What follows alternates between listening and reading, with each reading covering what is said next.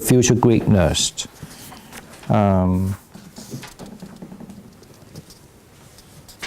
This passage tells of how the gods informed a sage of the birth of the Bodhisattva, and how he eagerly went to see him and predicted his future attainment of awakening. The seer Asita sees King Sakka and the host of the 30 gods, who were joyful and happy and in their clean garments, praising exceedingly, having held up a cloth. Seeing the gods were pleased in the mind and cheerful, having paid his respects, he said this there: why is the community of God extremely happy? Why do they celebrate holding up a cloth? Even when there was a battle with the demigods, the victory went to the gods and the demigods were defeated. Even then there was no such excitement.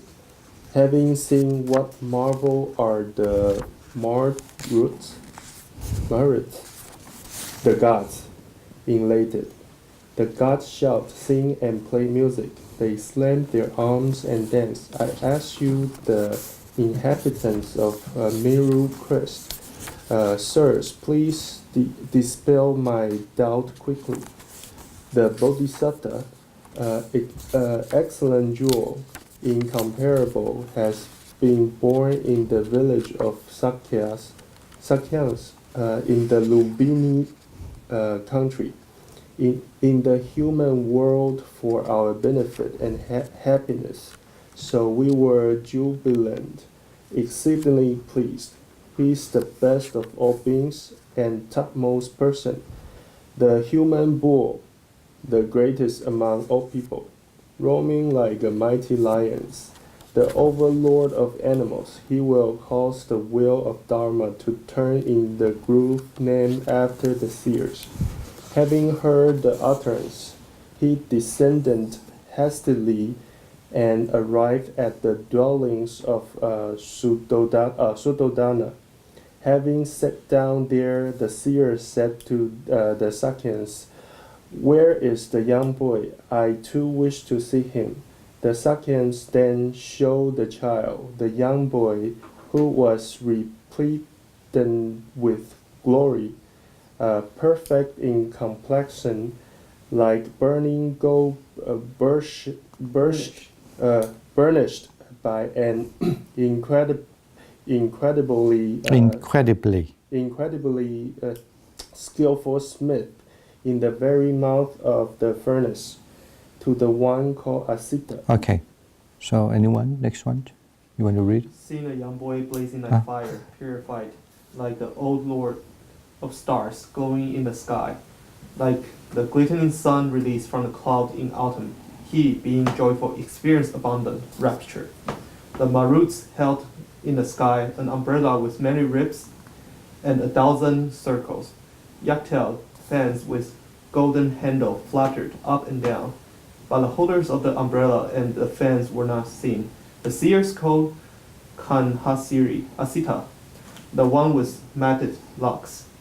Having seen the young boy like a golden ornament on a pale red blanket, and the white umbrella being held about his head, with gladdened mind, cheerful received him.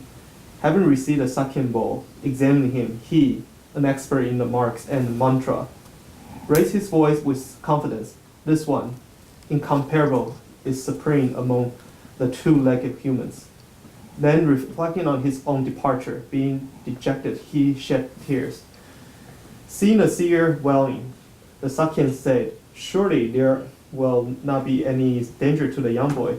Seeing the Sakyans unhappy, the seer said, I do not see any harm destined for the young boy, nor will there be any danger for him. This is not an inferior being, be pleased. This boy will reach the peak of awakening, seeing what is supremely purified, having sympathy for the benefit of the great majority. He will turn the wheel of the Dharma. His holy life will be widely known. Little of my life here remains. Then there will be death for me, I shall not hear the Dharma of the peerless one, so I'm afflicted, overwhelmed by disaster, miserable. Okay. It's because this actually its quotation is from. I mean, the sutta is from the Sutta Nipada, right? Nalika Sutta Nipada. General understands. It's, you would say, it's not the main corpus of the sutta, but as the miscellaries. But then there were still people also argue that even though it looks like the Sutta Nipada like a miscellaries, but then when you refer to a certain content of it, still you find they have earlier material there too. So we cannot just judge by just a few paragraphs saying that that might be not be, since it's not including the corpus of the the canon in the main corpus of the Buddhist text. Okay. Anyway, any comment on this? Not necessarily have a question, but I think it's beautiful written anyway. Yeah, almost like reading a poem. And especially if you read the original language, must be lots of the poetic rhythm going on there. Yeah. So.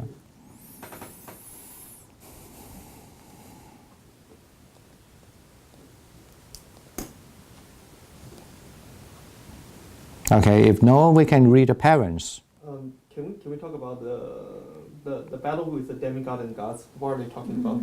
I may not know it. Is it about the battle to seek the elixir of usually the demigod, I guess, is, if I'm not wrong, they did mention here, it's the demigod is referred to Asura. Yeah. And then it's generally understand to Ashura, the Ashura, the Ashura. The Ashura generally understood as they call it demigod. I guess it's kind of the some other gods which against so-called the divine gods, Deva. So, and it's all generally believed that it's just because out of jealousy and out of anger, they cannot control the anger and they cannot control the jealousy. That's the reason why they behave. Not all the time, but they were capable or they were liable to behave not that good, like this. Yeah. All right.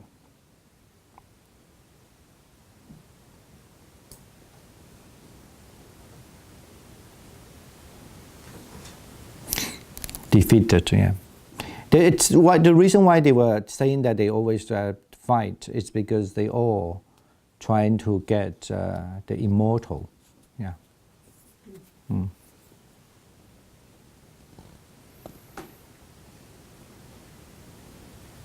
All right, if no, why don't we just go to the parents? And you want to read the parents? Yeah. A hero of great wisdom and deed cleanses 7 generations in whatever family he is born. I think, Sakaya Suddhodana, you are the king of gods, for you begot the sage who is truly named. The father of the great seer is called Suddhodana.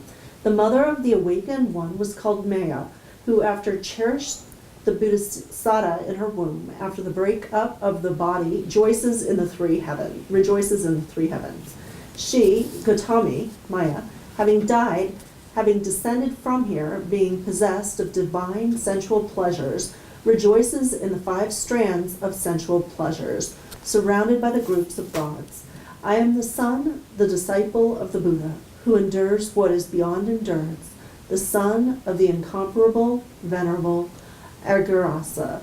You, Sakyaya, Suddhodana, you are my father's father, truly, you are my grandfather, Gautama. All right, thank you.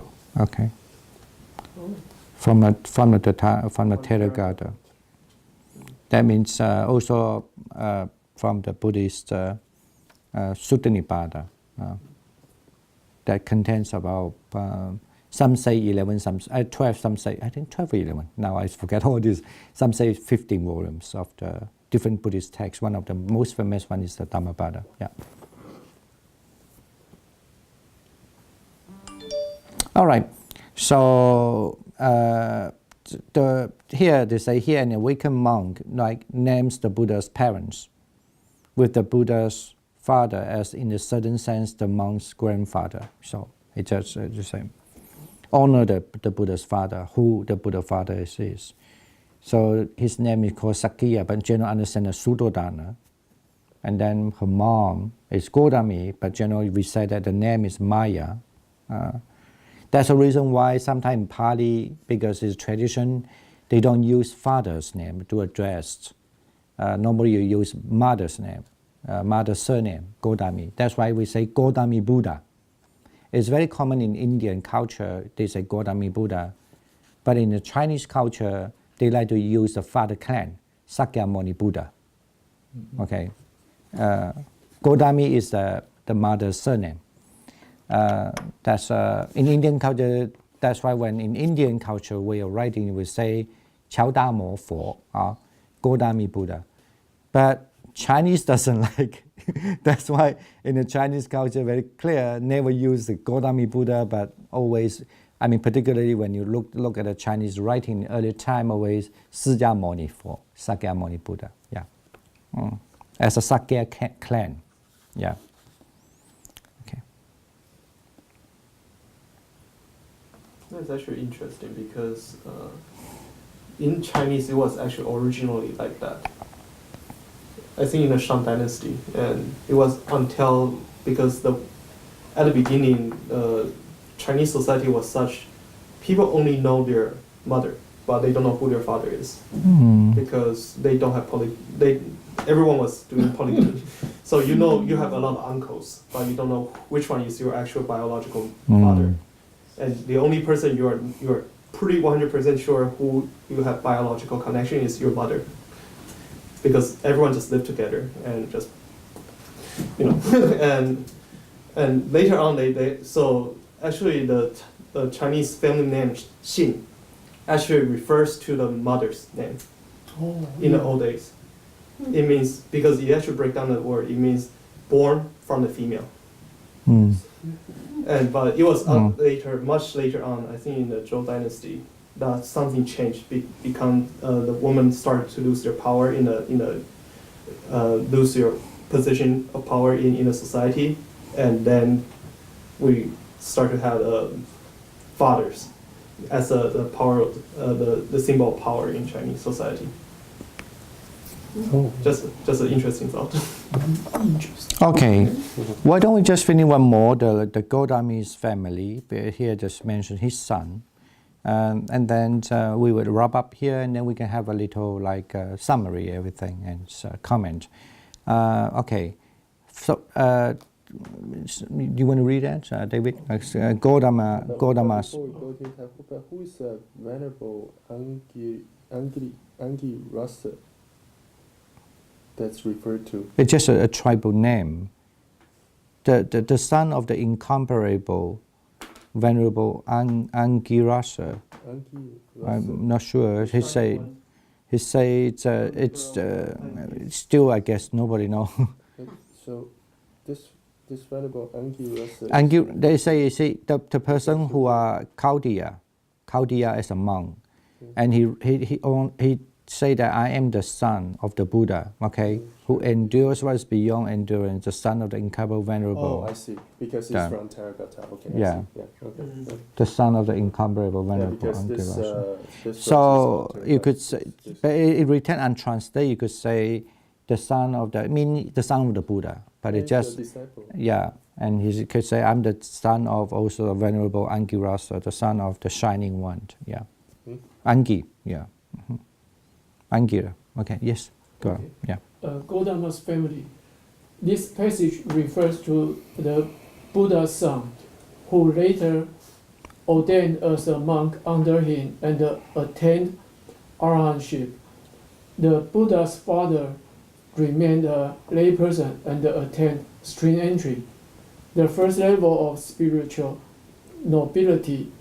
His stepmother, Mahapajapati, became the first nun and an arahant. His wife also seemed to have also become a nun and an arahant. They know me as Lucky Ruhara Rahula. or Rahula. Lucky for two reasons.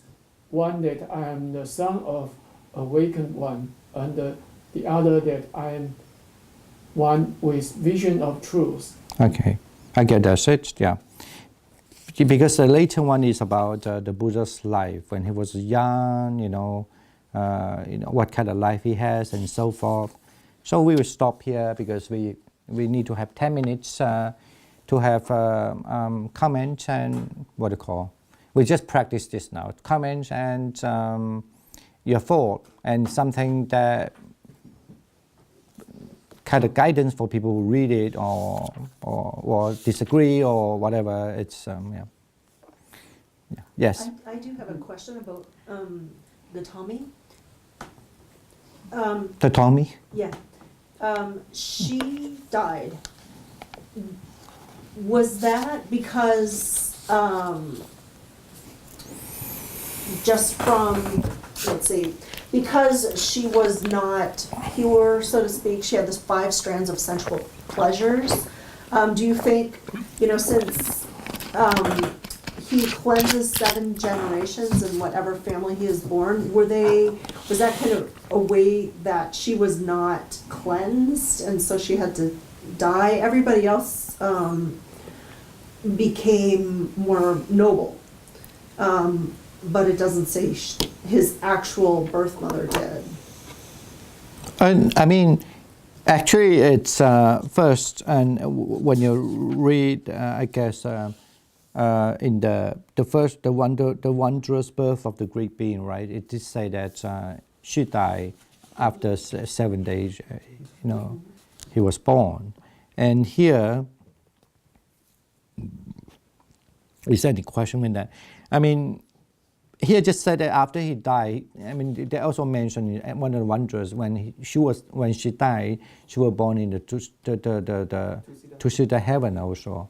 Enjoy that's where the Buddha actually was before he came down, right? Yeah, okay. And here it says divine sensual pleasures.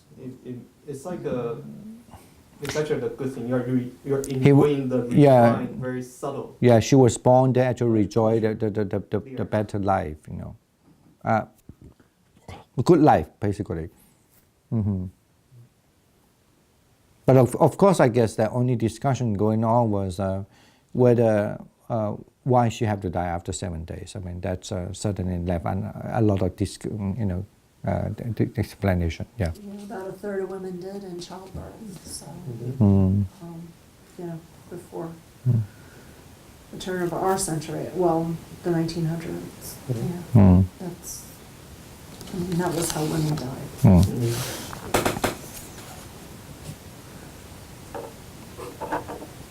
What is 5 strands of sensual pleasures? 5 senses? 就是无欲乐 in Chinese， 无欲乐。 But why does it say rejoices in the 5 strands? Yeah, in heaven they rejoice or with everything's good, yeah. feels good. Huh? Yeah. 欲界天嘛 it's the heavens that enjoy the 5 strands of yeah. So how we sum up the thing? How we do that? Highlighting the fact that he was a human being. It's his last life. Definitely, because good point. That's still at least highlighting he was a human being. Yeah. Okay. Yeah. And anything else? Anyone online? I have a question. Over here in these this particular paragraph, it says 3 heavens. What are the 3 heavens? That's the heavens of the desire, heavens of the pure form in no male and female, just unique sex, and the heavens of the no physical form, just the consciousness. Okay, thank you.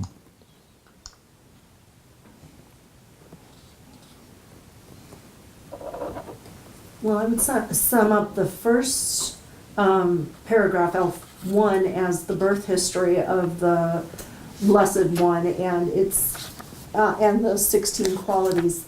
When I counted, it was 18. It's 18. Oh, good. I counted wrong. Good. Maybe you're right. I it's fine. Yeah, good. I would check it, but it's 16. It is okay. Yeah, 18 is always a good number for Chinese, but 16, I guess, is always a good number for me. It's okay. Yeah. Okay. 18, 16. Yes. Okay. Yeah, just depicted he was as a human. He was lucky to be born, right? It's not here at least they mentioned that the purpose why he was born yet, but he was lucky and come from a good family. And looks like when he was born, all his family. I mean, the way they depict it, like not in a bad way, but it's always in a joyful way.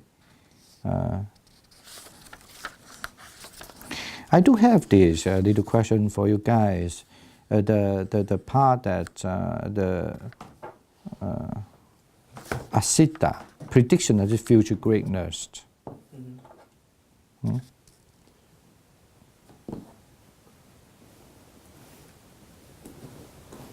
Do you see the 32 marks? How did he predict that? How did he make that prediction? Did he see the 32 marks, or did he just simply examine his anatomy forms? No, this is. But that's surely, I mean, those days, I don't mean the 32 marks, they have the exam every 32 marks. But certainly to examine the marks is really normal for that culture. When a baby was born and you need to examine whether he have a good marks there, right?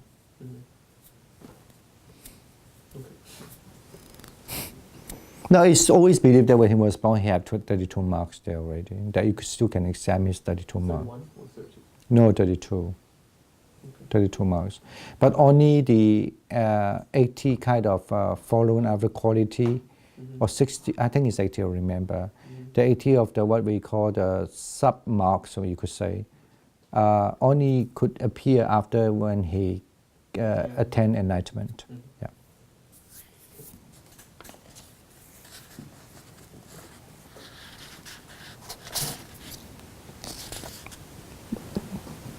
What kind of question if you want to guide the people, and we have a few minutes, like if you want to guide the people, read these few paragraphs we just read, what do you find the main point there too?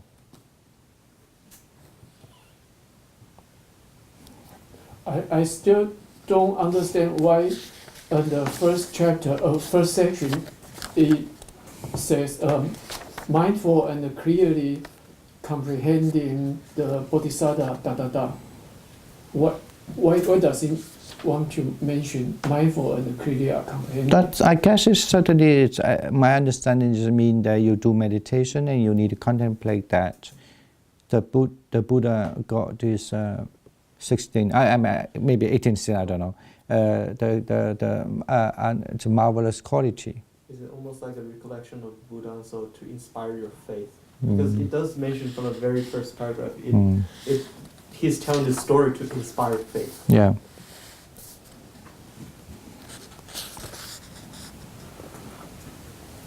But it says that is the marvelous quality of the blessed one. So which means the mindful and clear comprehending is is the quality of the blessed one. Mindful means awareness, right? As I said, the mindful means awareness. Mindfulness means if you keep the awareness or the mindful on the same object again, that's what usually understood as a mindfulness. And if you keep the object in the same object, you contemplate, or you could say in English, mean by keep the mindful on the bodhisattva appear in the Tusita heavens again and again. And this is how you slowly establish the comprehension. That's why you call comprehension, because mindful is mostly understood is more like a single unit, but comprehension means a larger unit, a larger sum of understanding of the object you meditate with. Okay. For example, I don't want to say example, it's too long. Okay.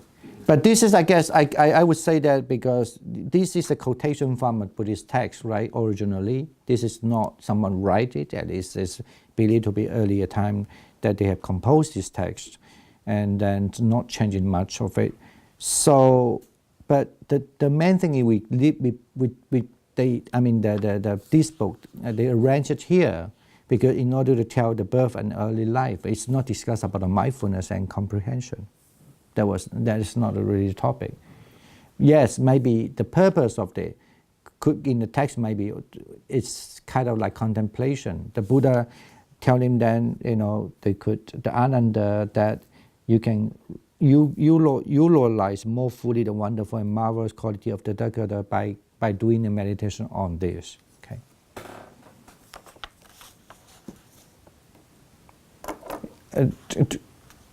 Am I clear about that? I'm not sure. I think what I read what he said is just the Bodhisattva, when he appear and remain and depart from Tusita heaven, he has his mindfulness and awareness where he was reborn there and remained. Oh, really? And finally depart. Oh, that's true. Yeah, He's not Thank like you. out of his, that makes sense. Yeah, he's not out of his Oh. out of his mind or whatever, being unconscious. He's very conscious, being reborn to that place and living there, and then depart from that realm of existence. No wonder. Otherwise, Be aware of. okay, no wonder. That's why the next one they don't have the mindful and clearly. So we need to really put that aside. Yeah. Yeah, No wonder. I was a kind of puzzled as well. Why the next one no mindful and clearly comprehend? Okay. Yeah. It means he was born with the mindful and clearly comprehended. So that means Buddha himself. No. No, Know the whole process. He still was a bodhisattva. Himself know exactly what he was doing, what he has been. So he was, with clear intention and mindfulness, he was reborn to the heaven. Yeah. And with clear intention and mindfulness, he observed the world. When the moment is there, he grasps the moment and gets. No, he remain in the Tusita heaven. Okay. Only two. So that probably answered the question whether one person or any kind of being who was reborn to Tusita heaven, whether he can attend a sainthood over there. No, cannot. No? No, I wouldn't say cannot. I don't know. I'm not sure about that. I cannot remember the Mahayana how they said it. No, I don't know. Let me see. I don't know. He could be mindful of. In other words, she's still mindfully and correct comprehension in the heavens too, in the Tusita heaven. Yeah. Yeah, but probably not attend Buddhahood, but theoretically, if he can have his sati and then. No, it's as a bodhisattva. Yeah, but not for bodhisattva, for someone who is not bodhisattva. So the question is, can someone achieve a stream entrance? Yeah, sotapanna in Tusita. In Abhidhamma, I think it's possible. Yeah. Yeah. There is because they still have sati. Looks like everybody have a different concept. Thank you for that. That's why I also wonder why I never read it this way. Okay, anyway. Here it's the mindful and clearly comprehend is the bodhisattva when he appear in Tusita heaven. Yeah. So and even living. For us, normal people, we are born, we did not know, we don't know why we are born. We were being born. We don't know. Yeah, but he knew what he was doing then. He why he was born in the Tusita heaven. Yeah. Very interesting one. At the moment, right after the moment he was born, he was still very mindful and conscious about his. He altered the four sentences, but after so many years, he just totally forget. No, when he was born in the earth, yes. Yeah. After 10 or 20 years, he was like. Really, you think when he was born on earth, he forgot? No, but right at the right moment, he seems like he's really he's well aware what he's coming from, and what his end it will be. Right, the four utterance, the four I am the highest in the world, so on and so forth. Or maybe after a month. No, later. no, he doesn't have mindfulness there. I think that was a program. So Program it utterance. slips somewhat. Yeah. Okay, anyway, so we should wrap up the class, and thank you for everybody coming for the discussion today. And then please, if you have any comments, any suggestions, still very welcome to let us know. And we just do a little transfer marriage before we end the class. Sagaranda, you want to do that or what? Akasata Jabumata Devanaka Mahindika Punyanta Anumotitwa Chirang Rakantu Te Sana Chirang Rakantu Sasanang Chirang Rakantu Mang Paranti. Sadhu, sadhu, sadhu. Looks like you can recite the text so well now. That's a must. If I couldn't do that, I would be really, really Professional necessity. Yeah. Okay.